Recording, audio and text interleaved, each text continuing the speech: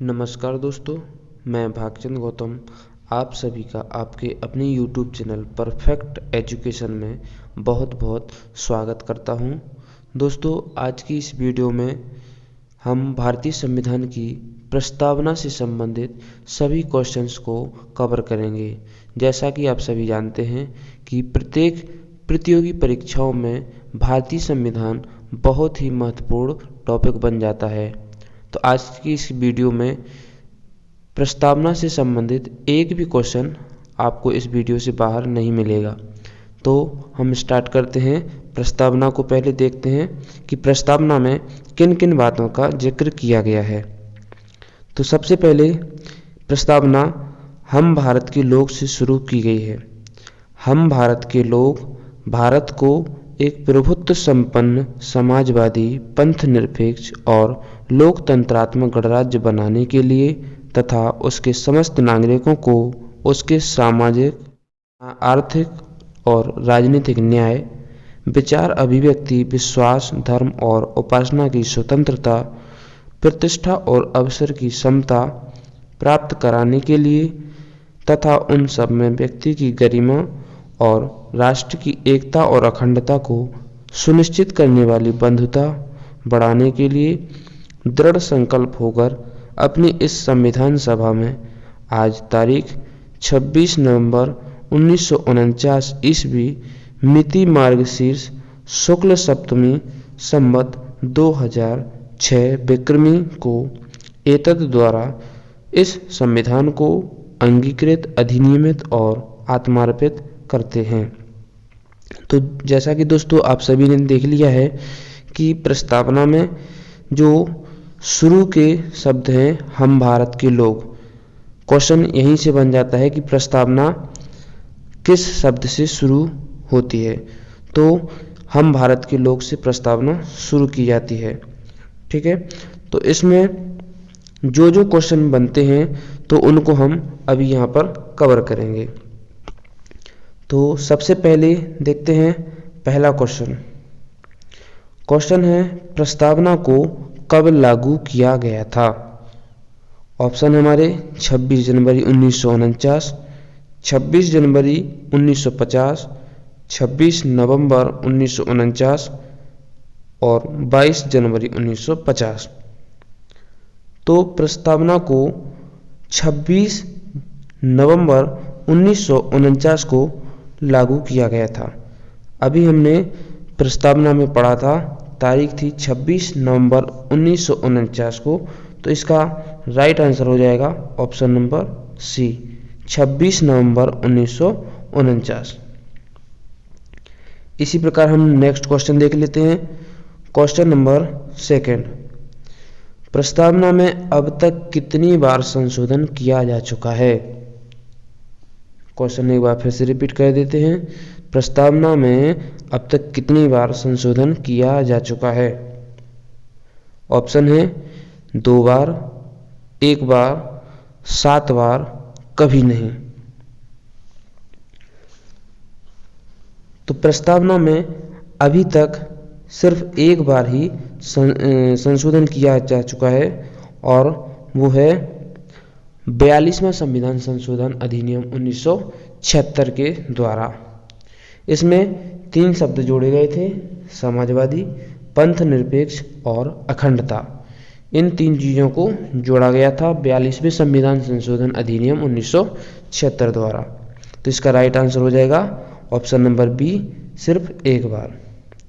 Next question है प्रस्तावना में भारतीयों को कितने प्रकार के न्याय की बात कही गई है। तो जैसा कि अभी प्रस्तावना में हमने पढ़ा था कि सामाजिक, आर्थिक और राजनीतिक न्याय, यानी इसमें 3 प्रकार की न्याय की बात की गई है। तो इसका राइट आंसर हो जाएगा ऑप्शन नंबर सी, 3 बार। तो 3 प्रकार की न्याय की बात की गई है, सामाजिक, आर्थिक और राजनीतिक न्याय। नेक्स्ट क्वेश्चन है क्वेश्चन नंबर 4, प्रस्तावना में कितने प्रकार की स्वतंत्रता का वर्णन किया गया है। प्रस्तावना में कितने प्रकार की स्वतंत्रता दी गई है। ऑप्शन है हमारे 3 बार, 4 बार, 5 बार या 6 बार। तो प्रस्तावना में 5 प्रकार की स्वतंत्रता दी गई है और 5 प्रकार की कौन कौन सी है? विचार, अभिव्यक्ति, विश्वास, धर्म और उपासना की स्वतंत्रता। ठीक है, तो इसका राइट आंसर हो जाएगा ऑप्शन नंबर सी, 5 बार। 5 प्रकार की इसमें स्वतंत्रता दी गई है। नेक्स्ट क्वेश्चन है क्वेश्चन नंबर 5। प्रस्तावना को संविधान सभा में कब पेश किया गया था? क्वेश्चन को अच्छी से ध्यान से सुनिए। प्रस्तावना को संविधान सभा में कब पेश किया गया था? ऑप्शन 9 दिसंबर 1946, 11 दिसंबर 1946, 13 दिसंबर 1946, 26 नवंबर 1949। तो जैसा कि आप सभी जानते हैं कि 13 दिसंबर 1946 ईस्वी को पंडित जवाहरलाल नेहरू ने उद्देश्य प्रस्ताव पारित किया था। तो वही है हमारा जो प्रस्तावना है, वही 13 दिसंबर 1946 को संविधान सभा में पेश किया गया था। तो इसका राइट आंसर हो जाएगा हमारा ऑप्शन नंबर सी, 13 दिसंबर 1946 को। नेक्स्ट क्वेश्चन हो जाएगा हमारा क्वेश्चन नंबर 6। संविधान सभा में प्रस्तावना किसके द्वारा पेश किया गया था? तो अभी हाल हमने पिछले क्वेश्चन में ही इसका जिक्र किया था कि जवाहरलाल नेहरू ने 13 दिसंबर 1946 को उद्देश्य प्रस्ताव संविधान सभा में पेश किया था। तो इसका राइट आंसर हो जाएगा option B, Jawaharlal Nehru. Question number 7 है, प्रस्तावना में कितने प्रकार की समानता का उल्लेख किया गया है? प्रस्तावना में कितने प्रकार की समानता का उल्लेख किया गया है?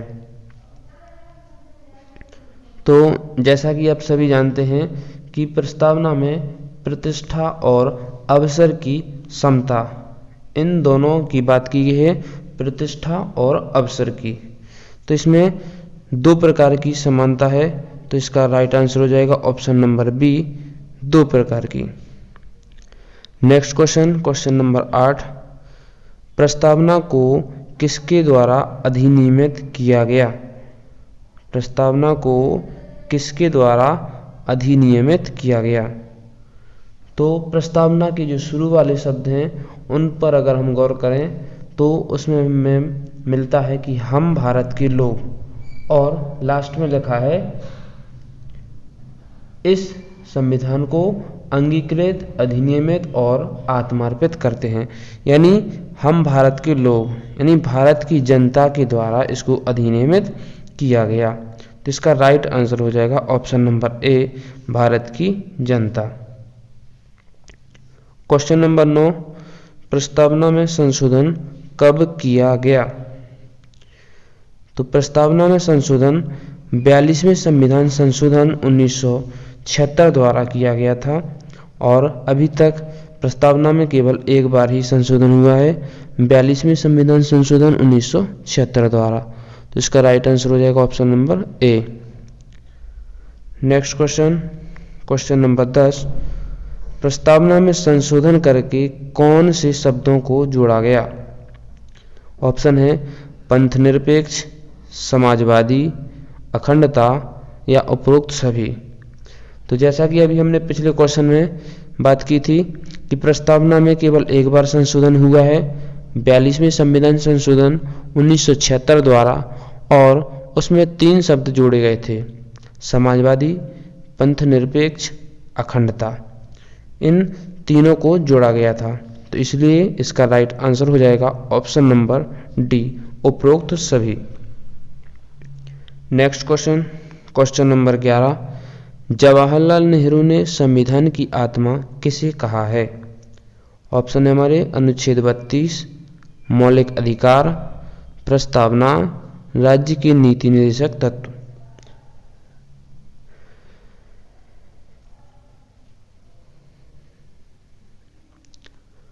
तो जवाहरलाल नेहरू ने संविधान की आत्मा प्रस्तावना को कहा था और प्रस्तावना संविधान की कुंजी भी मानी जाती है। तो इसीलिए इसका राइट आंसर हो जाएगा ऑप्शन नंबर सी, प्रस्तावना। यानी जवाहरलाल नेहरू ने प्रस्तावना को संविधान की आत्मा कहा है। वहीं अगर अनुच्छेद 32 की बात की जाए तो इसको डॉक्टर भीमराव अंबेडकर जी ने संविधान की आत्मा कहा है। अगले क्वेश्चन पर चलते हैं। क्वेश्चन नंबर 12, पंथ निरपेक्ष राज्य होने का सही भाव क्या है? तो 42 में जब संविधान संशोधन 1976 द्वारा प्रस्तावना में पहली बार संशोधन हुआ था तो उसमें 3 शब्द जोड़े गए थे, समाजवादी, पंथ निरपेक्ष और अखंडता। तो वहां पर जो पंथ निरपेक्ष शब्द जोड़ा गया था उसका सही अर्थ क्या है? देखते हैं ऑप्शन। राज्य सभी धर्मों को एक नज़र से देखेगा, राज्य का कोई भी एक धर्म हो सकता है, राज्य का कोई भी धर्म नहीं होगा, राज्य उस धर्म के साथ होगा जिसे अपनाने वालों की संख्या अधिक है।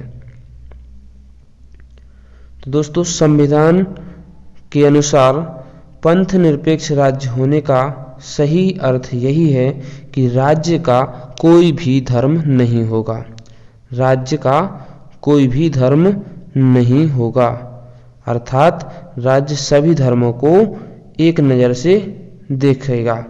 यानी वास्तव में कहा जाए तो राज्य का कोई भी धर्म नहीं होगा। तो इसका राइट आंसर हो जाएगा ऑप्शन नंबर सी, राज्य का कोई भी धर्म नहीं होगा। नेक्स्ट क्वेश्चन, क्वेश्चन नंबर 13 है, गणतंत्र का अर्थ है। गणतंत्र का क्या अर्थ है? ऑप्शन ए, राष्ट्र अध्यक्ष वंशानुगत होगा, राष्ट्र अध्यक्ष निर्वाचित होगा, राष्ट्र अध्यक्ष नहीं होगा, उपरोक्त में से कोई नहीं। तो ऑप्शन नंबर डी तो हो ही नहीं सकता है क्योंकि गणतंत्र का कोई ना कोई अर्थ तो होगा ही। तो राष्ट्र अध्यक्ष वंशानुगत नहीं होगा, यानी राष्ट्र अध्यक्ष निर्वाचित होगा, चाहे वो प्रत्यक्ष हो चाहे अप्रत्यक्ष हो। तो इसका राइट आंसर हो जाएगा ऑप्शन नंबर बी, गणतंत्र का अर्थ राष्ट्र अध्यक्ष यानी जो हमारे राष्ट्रपति होते हैं महामहिम साहब, उनका निर्वाचन होगा, चाहे वो प्रत्यक्ष हो चाहे अप्रत्यक्ष हो। नेक्स्ट क्वेश्चन, क्वेश्चन नंबर 14, संवैधानिक उपचारों के अधिकार को किसने संविधान की आत्मा कहा है? अभी हमने पिछले क्वेश्चन में इसकी बात दोहराई थी, फिर से बताते हैं कि संवैधानिक उपचारों का अधिकार किस अनुच्छेद में है? अनुच्छेद 32 में। और अनुच्छेद 32 को डॉक्टर भीमराव अंबेडकर जी ने संविधान की आत्मा कहा है। वहीं पंडित जवाहरलाल नेहरू जी ने प्रस्तावना को संविधान की आत्मा कहा है। तो इस क्वेश्चन में इसका आंसर हो जाएगा doctor Bhimrao Ambedkar, option number B correct answer. Next question और आखिरी क्वेश्चन है, भारतीय संविधान की प्रस्तावना में निम्नलिखित में से किस का उल्लेख नहीं किया गया है? ऑप्शन ए, आर्थिक स्वतंत्रता, नंबर 2 धार्मिक स्वतंत्रता, नंबर 3 अभिव्यक्ति की स्वतंत्रता और नंबर 4 उपासना की स्वतंत्रता।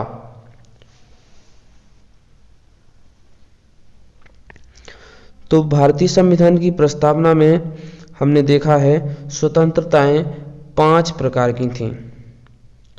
कितने प्रकार की? 5 प्रकार की स्वतंत्रता थी, विचार, अभिव्यक्ति, विश्वास, धर्म और उपासना की स्वतंत्रता। लेकिन कहीं भी आर्थिक स्वतंत्रता की बात नहीं की गई है इसमें। तो इसमें आर्थिक स्वतंत्रता का उल्लेख नहीं है, तो इसलिए इसका राइट आंसर हो जाएगा ऑप्शन नंबर ए, आर्थिक स्वतंत्रता। इसी प्रकार की समस्त जानकारी पाने के लिए परफेक्ट एजुकेशन को सब्सक्राइब कीजिए और बेल आइकन को जरूर प्रेस कीजिए ताकि इसी प्रकार की और मज़ेदार वीडियो आपको मिल सके। Thank you for watching video. Have a nice day.